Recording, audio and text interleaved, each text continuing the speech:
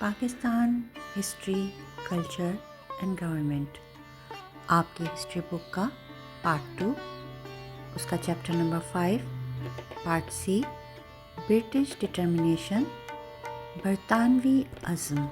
آج ہم اسٹارٹ کریں گے۔ برطانوی عزم۔ برطانوی حکمرانوں نے مسلمانوں کے بڑھتے ہوئے مطالبات کو ایک چیلنج سے کیسے نمٹا؟ کیا برطانوی پالیسی تشدد کا باعث بنی؟ امرتسر کے واقعات نے رائے عامہ کو کیسے متاثر کیا؟ جنگ کے بعد جو صورتحال پیدا ہوئی اس سے مسلمان بہت پریشان تھے۔ ان میں سے بہت سے لوگ مہاتما گاندھی کی قیادت میں کانگریس میں شامل ہونے اور انگریزوں کی مخالفت کرنے کے لیے تیار تھے۔ لکھنؤ معاہدے نے دکھا دیا تھا کہ ہندو و مسلمان مل کے کام کر سکتے ہیں۔ 1917 میں روسی انقلاب نے پہلی کمیونسٹ حکومت کو جنم دیا تھا۔ مذہب کو مسترد کرنے، مساوی سلوک کے وعدے اور استعمار کی مخالفت کے ساتھ بات چیت نے کچھ ہندوستانیوں سے اپیل کی۔ ایک کمیونسٹ انقلاب، اس لیے ان کا خیال تھا وہ انہیں انگریزوں سے نجات دلائے گا اور بغیر کسی مذہبی تقسیم کے ایک منصفانہ معاشرہ تشکیل دے گا۔ اپنی طرف سے انگریزوں نے فیصلہ کیا کہ اپنی سلطنت کے اس اہم حصے پر اپنی گرفت برقرار رکھنے کے لیے ٹھوس اقدامات کی ضرورت ہے۔ ناگزیر تشدد کے لیے اسٹیج تیار کیا جا رہا تھا۔ برطانویوں نے بغیر مقدمہ چلائے جیل کیوں متعارف کرایا؟ جنگ کے دوران انگریزوں نے ڈیفینس آف انڈیا ایکٹ کا استعمال ان کی مدد کے لیے کیا تھا۔ یہ ایکٹ جنگ کے خاتمے کے 6 ماہ بعد ختم ہونے والا تھا۔ حکومت خود حکمرانی کے بڑھتے ہوئے مطالبات سے بخوبی واقف تھی۔ روس میں ہونے والے واقعات نے انگریزوں کو خوفزدہ کر دیا۔ کمیونسٹوں نے حکومت کا تختہ الٹ دیا، شاہی خاندان کو قتل کیا اور نجی املاک کو ضبط کر لیا۔ کمیونسٹ رہنماؤں نے وعدہ کیا کہ کمیونزم پوری دنیا میں پھیلے گا۔ کمیونزم نے کچھ ہندوستانیوں سے اپیل کی جو یہ سمجھتے تھے کہ ان کے ملک کا انگریزوں کے ہاتھوں استحصال کیا جا رہا ہے۔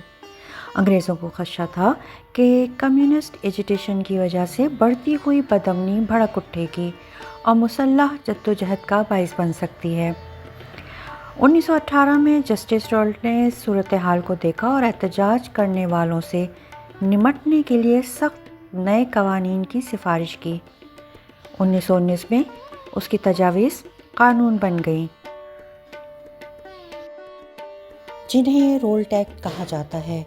رولٹ ایکٹ کی نمایاں خصوصیات: ہائی کورٹ کے 3 ججز کے ذریعے لوگوں پر نجی طور پہ مقدمہ چلایا جا سکتا ہے۔ اپیل کا کوئی حق نہیں تھا۔ لوگوں کو ایک خاص جگہ پر رہنے کا حکم دیا جا سکتا ہے۔ لوگوں کو جلسوں میں جانے سے روکا جا سکتا ہے۔ لوگوں کو بغیر وارنٹ گرفتار کیا جا سکتا تھا اور بغیر مقدمہ چلائے جیل میں رکھا جا سکتا تھا۔ نئے قوانین سے ہندوستانی ناراض تھے۔ ان کی رائے کا خلاصہ مقبول نعرے نہ اپیل، نہ دلیل، نہ وکیل میں کیا گیا، جس کا مطلب ہے کوئی اپیل، کوئی دلیل، کوئی وکیل نہیں ہے۔ محمد علی جناح نے احتجاج کرتے ہوئے امپیریل لیجسلیٹو کونسل سے استعفیٰ دے دیا۔ سورس اے: جناح نے رولٹ ایکٹ کی مذمت کی۔ میری رائے میں جو حکومت امن کے وقت ایسا قانون پاس کرتی ہے یا اس پر پابندی لگاتی ہے وہ مہذب حکومت کہلانے کے اپنے دعوے کو کھو دیتی ہے۔ سورس بی: گاندھی نے برطانویوں کو خبردار کیا، حکومت یہ دکھانا چاہتی ہے کہ وہ عوامی رائے کو نظر انداز کر سکتی ہے۔ ہمیں دکھانا چاہیے کہ وہ ایسا نہیں کر سکتے۔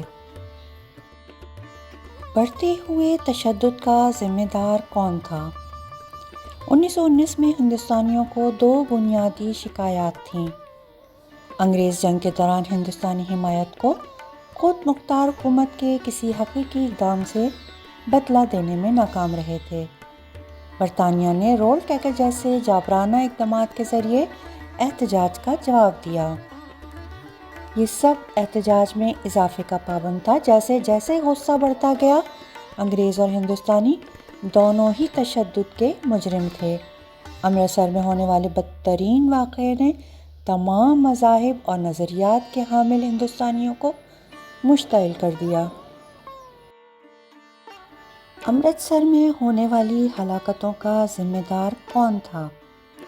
اپریل 1919 کے دوران پرتشدد مظاہروں کی ایک لہر آئی اور کچھ برطانوی حکام کو 1857 کی جنگ آزادی کے دوبارہ ہونے کا خدشہ بھی تھا۔ امرتسر میں سکھوں، مسلمانوں اور ہندوؤں نے رولٹ ایکٹ کے خلاف پرامن مظاہرے کا اہتمام کیا۔ انگریزوں نے احتجاج پر پابندی لگا دی، لیکن منتظمین نے طاقت کے اظہار کے طور پہ اسے آگے بڑھانے کا فیصلہ کیا۔ ایک بند پارک جلیانوالہ باغ میں ایک بڑا ہجوم جمع تھا۔ لوگوں میں خوف پھیلانے اور دوسروں کو انتباہ کے طور پہ جنرل ڈائر نے اپنے سپاہیوں کو باہر نکلنے والے راستے بند کرنے اور ہجوم پر گولی چلانے کا حکم دیا۔ جب لوگوں نے بھاگنے کی کوشش کری تو سپاہی ان کی پیٹھ پر گولیاں چلاتے رہے، یہاں تک کہ گولہ بارود ختم ہو گیا۔ مجموعی طور پہ تقریباً 1650 راؤنڈ فائر کیے گئے۔ آخرکار 379 افراد ہلاک ہوئے، جن میں 41 بچے اور ایک 6 ہفتے کا بچہ بھی شامل تھا۔ 1200 افراد زخمی ہوئے۔ اگرچہ فوج نے جنرل ڈائر کی سرزنش کی، لیکن بہت سے برطانوی اخبارات، زیادہ تر کنزرویٹو ممبران پارلیمنٹ اور یہاں تک کہ ہاؤس آف لارڈز میں ووٹ کے ذریعے بھی انہیں ایک ہیرو کے طور پر سراہا گیا۔ منصفانہ ہونے کے لیے وہاں اور بھی تھے جنہوں نے اس کے اعمال کی مذمت کی۔ مسٹر چرچل، جو بعد میں وزیر اعظم بنے، حیران تھے اور ہندوستان میں انفینٹری کے انسپکٹر نے ڈائر کو ایک پرجوش پاگل قرار دیا۔ اس صورت میں ہم سوچ سکتے ہیں کہ پھر فوج نے انہیں جنرل کیوں بنایا۔ ہندوستانی رائے پہ سب کا اثر تباہ کن تھا۔ مورخین کا کہنا ہے کہ اس قتل عام اور اس پر انگریزوں اور ہندوستانیوں دونوں کے رد عمل نے انگریزوں کے لیے ہندوستانی عوام کا اعتماد حاصل کرنے کا کوئی بھی موقع ختم کر دیا۔ بہت سے ہندوستانیوں کے لیے ان کے اپنے ملک میں انگریزوں کا ان کے ساتھ سلوک نسل پرستانہ لگتا تھا۔ مثال کے طور پہ امرتسر میں ہندوستانیوں کی ہلاکت پہ بہت سے برطانویوں کا رد عمل اس بات کا ثبوت تھا کہ انگریزوں نے انہیں اپنے برابر نہیں دیکھا۔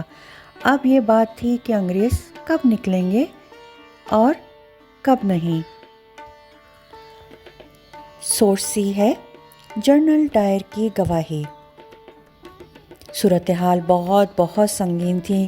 میں نے اپنا ذہن بنا لیا تھا کہ اگر وہ میٹنگ جاری رکھیں تو میں تمام لوگوں کو موت کے گھاٹ اتار دوں گا۔ سوال: کیا یہ بات یہاں تک پہنچتی ہے یا نہیں؟ آپ نے سوچا کہ کوئی ایسی حرکت کرنا ضروری ہوگا جس سے نہ صرف امرتسر بلکہ دیگر جگہوں پر بھی لوگ اپنے موقف کو زیادہ درست سمجھیں؟ ہاں، مجھے کچھ بہت مضبوط کرنا تھا، اور جو وجوہات آپ نے ہمیں بتائی ہیں ان کی وجہ سے آپ نے ہجوم پر گولی چلانے کا ارادہ کیا تھا کہ بالکل جمع ہو گئے ہیں۔ بالکل ٹھیک۔ 1920 میں ہنٹر کمیٹی کو دیے گئے شواہد سے اقتباس، جب انہوں نے امرتسر کے واقعات کی چھان بین کی۔ 1919 میں برطانیہ نے ہندوستان کو خود حکومت کیوں نہیں دی؟ اگر برطانیہ خود مختاری کی طرف سنجیدہ قدم اٹھاتا تو اگلے 28 سال تک جاری رہنے والے تشدد اور ایجیٹیشن سے بچا جا سکتا تھا، لیکن لندن میں متوسط طبقے کی رائے سے حمایت یافتہ سیاسی رہنما برطانوی سلطنت کے اس اہم حصے پر قائم رہنے کے لیے پرعزم تھے۔ انہیں یہ بھی یقین تھا کہ وہ اپوزیشن کو کچل سکتے ہیں۔ سورس ڈی ہے ہندوستان کو برقرار رکھنے کا برطانوی عزم۔ ہندوستان میں برطانوی پوزیشن کو چیلنج کرنے کی کسی بھی کوشش کا مطلب ہے کہ برطانیہ کی پوری طاقت ہندوستان میں برطانوی بالادستی کو برقرار رکھنے کے لیے پیش کی جائے گی۔ برطانیہ کی آبادی کے ہر طبقے نے اس نظریے کا اظہار کیا۔ ہندوستان میں ہماری پوزیشن اور حکمرانی کے لیے ایک چیلنج کو پورا ملک ایک طاقت اور عزم کے ساتھ اٹھائے گا جو دنیا کو حیران کر دے گا، یہ اس وقت کے برطانوی وزیر اعظم لارڈ جارج نے کہا۔ سمری یہ ہے کہ برطانیہ ہندوستان پر حکمرانی جاری رکھنا چاہتا تھا کیونکہ پہلی جنگ عظیم کے بعد برطانیہ کی طاقت اور وقار کمزور ہو چکا تھا۔ اگر بھارتی احتجاج نے انہیں ہار ماننے پہ مجبور کیا تو یہ بات بڑی ذلت آمیز ہوگی۔ ہندوستان کی شاہی بحریہ اور برطانوی اثر و رسوخ کے لیے بہت زیادہ اہمیت تھی اس خطے میں۔ بہت سے برطانوی لوگ، تاجر، مشنری، سرکاری ملازمین ہندوستان میں رہتے تھے اور ان کو چھوڑا نہیں جا سکتا تھا۔ ہندوستان کے ساتھ تجارت اب بھی برطانیہ کے لیے بہت منافع بخش تھی۔ پوائنٹس ٹو ریممبر ہیں: احتجاج کے خوف نے انگریزوں کو رولٹ ایکٹ لانے پر مجبور کیا۔ ایکٹ کی سخت شرائط نے ہندوستانیوں کو مزید مشتعل کر دیا۔ امرتسر میں مظاہرین کے قتل عام نے شدید غصہ پیدا کیا۔ ہندوستانی برطانوی سلوک سے سخت ناراض تھے جو اکثر نسل پرستانہ لگتا تھا۔ خود مختار حکومت کے لیے تحریک بڑھی۔ برطانیہ نے ہندوستان کو چھوڑنے کی کوئی خواہش ظاہر نہیں کی۔ ہم محفوظ طریقے سے یہ کہہ سکتے ہیں کہ 1919 تک ہندوستان پر برطانوی کنٹرول ختم ہو چکا تھا، لیکن برطانوی حکومت نے اس بات کو قبول نہیں کیا تھا۔ احتجاجی تحریک جس کی سربراہی گاندھی اور جناح جیسے آدمیوں نے کی تھی، کافی حد تک رکی نہیں تھی۔ 1914 سے پہلے قوم پرست تحریک تعلیم یافتہ، بہتر متوسط طبقے کے ہندوستانیوں پر مشتمل تھی۔ 1919 کے بعد یہ ایک عوامی تحریک میں بدل گئی جس کی تمام ہندوستانیوں نے حمایت کی۔